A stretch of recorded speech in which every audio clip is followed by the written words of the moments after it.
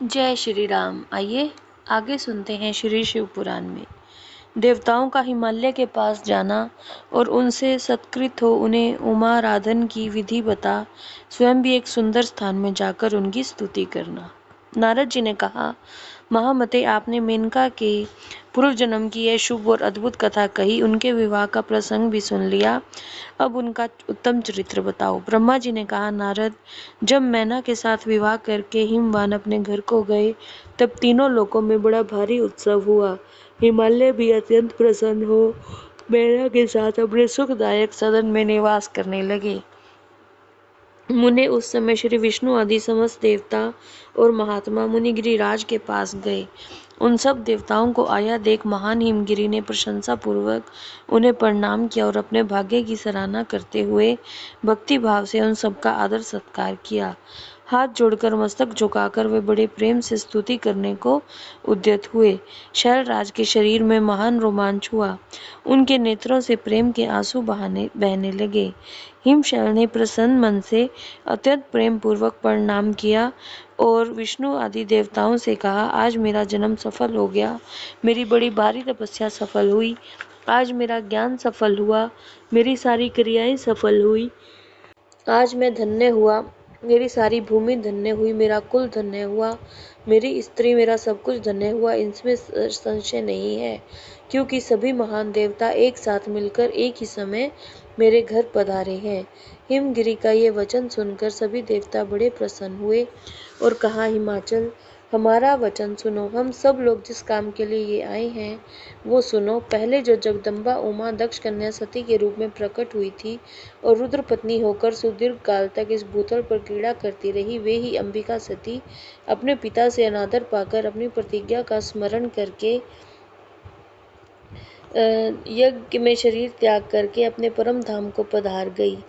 हिमगिरे, ये कथा लोक में विख्यात है और तुम्हें भी पता है। यदि वह सती तुम्हारे घर में प्रकट हो जाए तो देवताओं का महान लाभ हो सकता है। ब्रह्मा जी ने कहा, श्री विष्णु आदि देवताओं की बात सुनकर हिमालय मन ही मन प्रसन्न होकर बोले, प्रभु, ये तो बड़े सौभाग्य की बात है।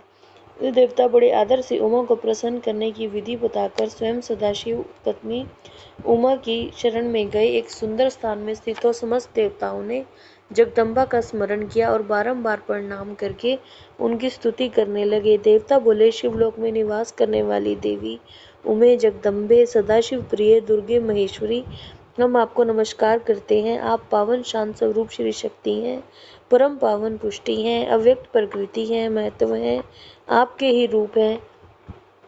हम भक्ति पूर्वक आपको नमस्कार करते हैं। आप कल्याणमयी शिवा हैं, आपके हाथ भी कल्याणकारी हैं। अंतर विद्या और सुविद्या से अत्यंत प्रसन्न रहने वाली आप देवी को हम प्रणाम करते हैं। आप श्रद्धा हैं, आप धृति हैं, आप श्री हैं, आप सब में व्याप्त रहने वाली देवी हैं। आप सूर्य की किरणें हैं, आप ही अपने प्रपंच को प्रकाशित करने वाली हैं।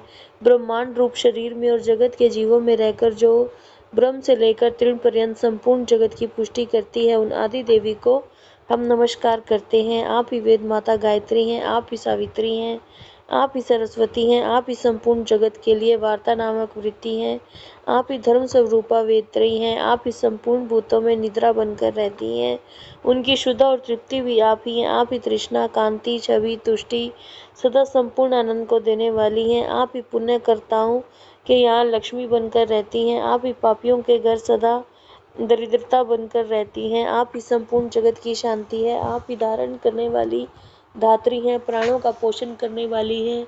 आप ही पांचों भूतों के सार तत्व को प्रकट करने वाली तत्स्वरूपा हैं। आप ही नीतिज्ञों की नीति और व्यवसाय रूपिणी हैं।